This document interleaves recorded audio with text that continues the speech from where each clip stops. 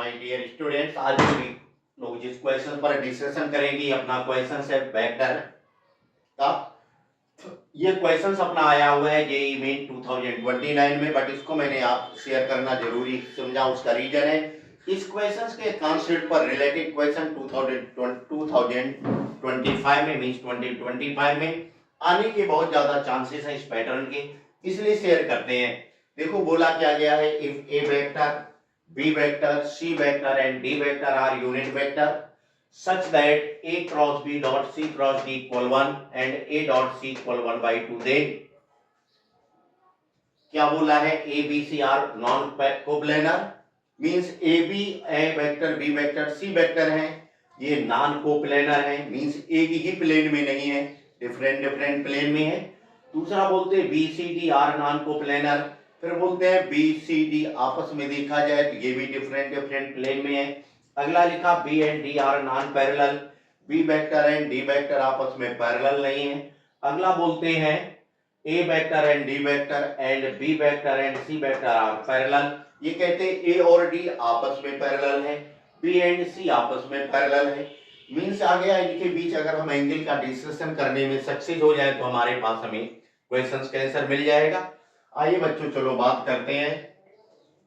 ए cross B आप लोगों ने जनरल वे में पढ़ा है, A cross B equal of mod A into of mod B into of sine theta into of N unit vector.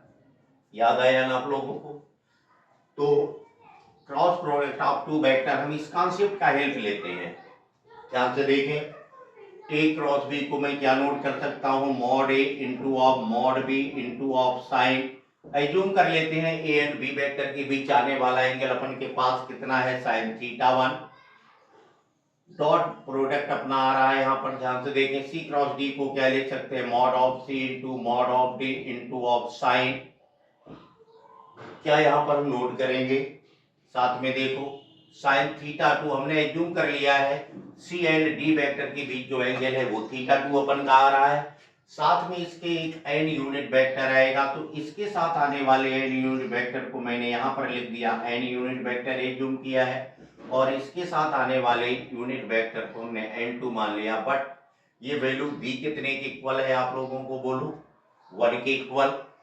आपको ऊपर बोला किया गया है A B C D are unit vector, हिंदी केस ये यूनिट वेक्टर है, तो this one this one this one this one आ जाएगा।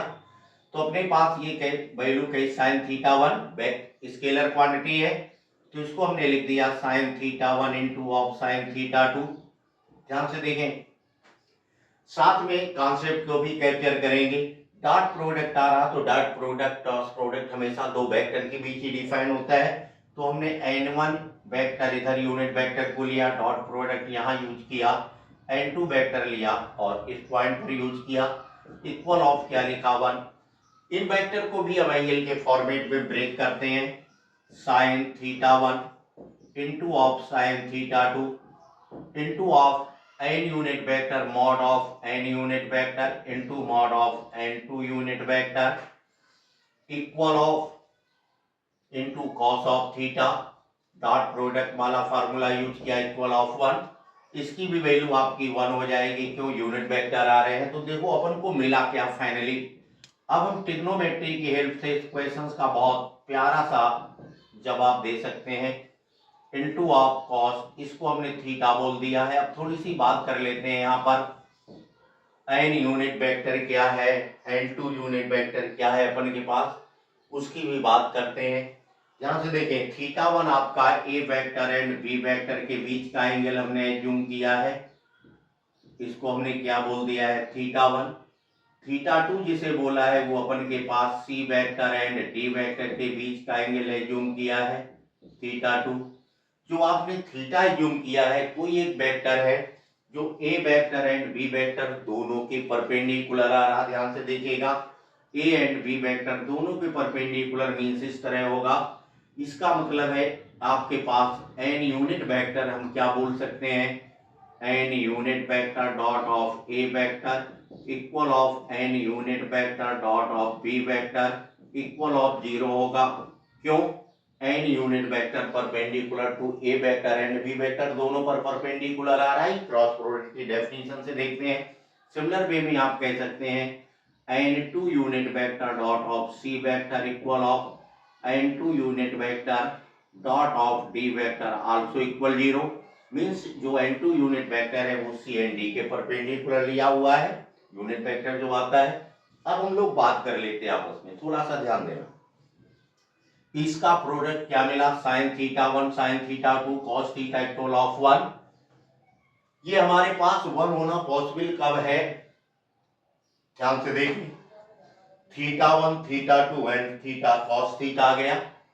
दो वेक्टर्स के बीच का एंगल, साइन कॉस की वैल्यू मिनिमम कितनी होती है, -1, मैक्सिमम कितनी आती है बोलो, 1 होती है।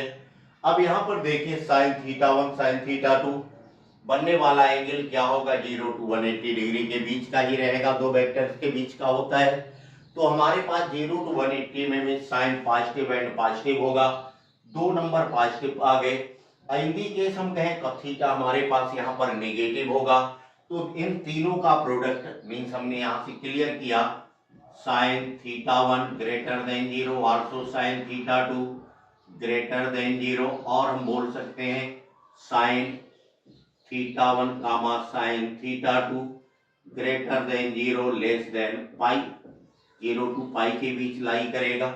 अब यहाँ पर देखते हैं इसका प्रोडक्ट फिर 1 क्यों आ रहा है, मीन्स दोनों पॉजिटिव हैं, इधर ये पॉजिटिव हो जाएगा, ट्रिग्नोमेट्रिक हेल्प ले रहे हैं, ध्यान से देखें, पॉजिटिव पॉजिटिव कॉस और इसकी वैल्यू प्रोडक्ट 1 आए सभी का।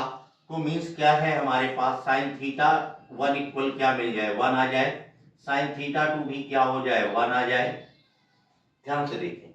और कॉस थीटा की वैल्यू भी 1 हो, तो इन तीनों का अगर हम प्रोडक्ट करते हैं तभी इसकी पॉसिबिलिटी है कि हमारे पास इनका प्रोडक्ट क्या मिलेगा, 1।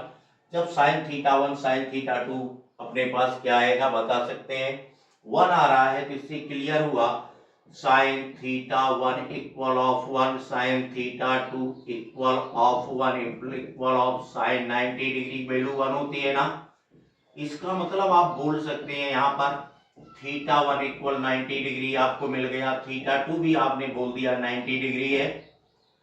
बात अब आती है कॉस थीटा 1 कब होता है, बात इसकी करते हैं। Cos theta equal 1 means cos 0 आ गया। कॉस 0 का मतलब क्या हो गया, थीटा जो आपके पास एंगल है वो क्या आ रहा है, 0। अब बात करें थीटा 1 किस किस के बीच का एंगल है बोलो, angle between A and B, चलो यहां नहीं लिखते हैं, थीटा 1 ए एंड बी के बीच का एंगल है, थीटा 2 सी एंड डी के बीच का एंगल है, और जो अपन का थीटा एंगल हमने एज्यूम किया उसको यहां दिखा रहे हैं, ये एन यूनिट वेक्टर और एन टू यूनिट वेक्टर के बीच का एंगल क्या आ रहा, थीटा। इस थीटा की वैल्यू क्या अपन के पास आ रही, थोड़ा ध्यान से देखें, 0। अब हम इनकी फिगर बना के देख लेते हैं। अब बात करते हैं इस बात की, ध्यान से देखें, हमने एज्यूम कर लिया ए वेक्टर हमारे पास इस साइड आ रहा है ना, कोई प्रॉब्लम रहेगी।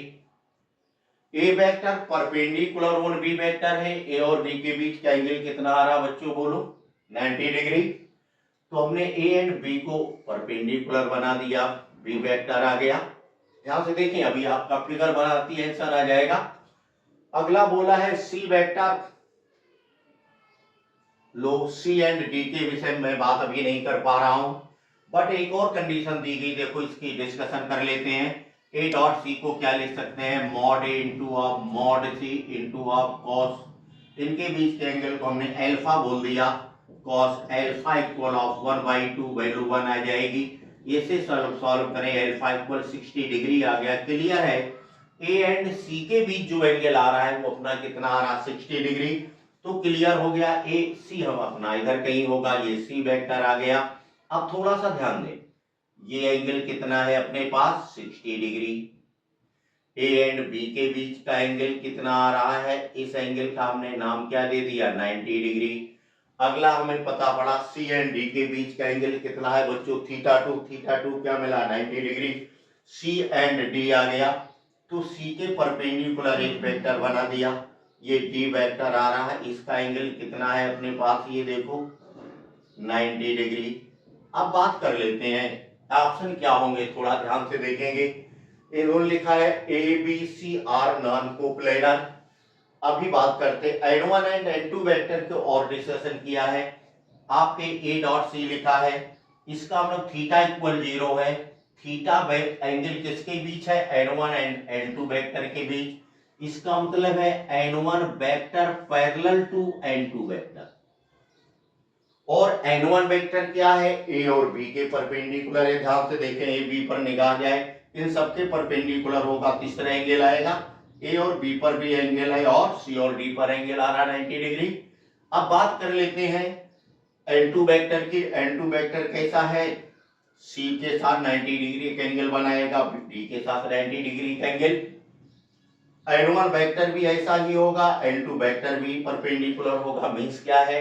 N1 vector parallel to N2 vector, ये दोनों एक दूसरे के पैरेलल आ रहे हैं। इसका मतलब A B C are non coplanar. गलत हो गया, ये तो एक प्लेन में ही सारे आ रहे हैं वेक्टर। देखो अगला लिखा है B C D are non coplanar, ये भी गलत हो गया। अब देखते हैं B and D are non parallel. बोला है B and D are non parallel. B कहां पर अपने पास आ रहा है? इधर। डी इधर है।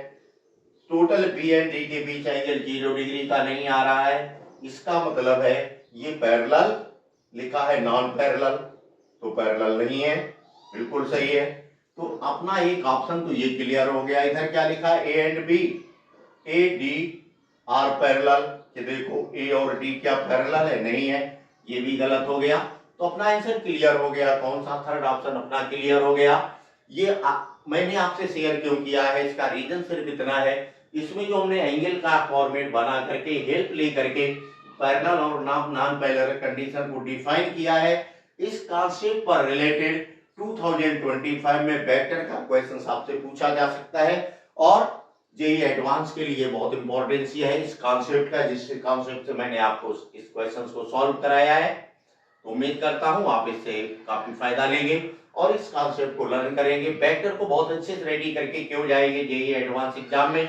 रीजन है वेक्टर के क्वेश्चंस में कैलकुलेशन नाम मात्र का होता है। थोड़े से पॉइंट रेडी हो तो डाउट का भी चांस नहीं रहता है। Thanks to all of you. मिलते हैं नेक्स्ट वीडियो में नेक्स्ट डे।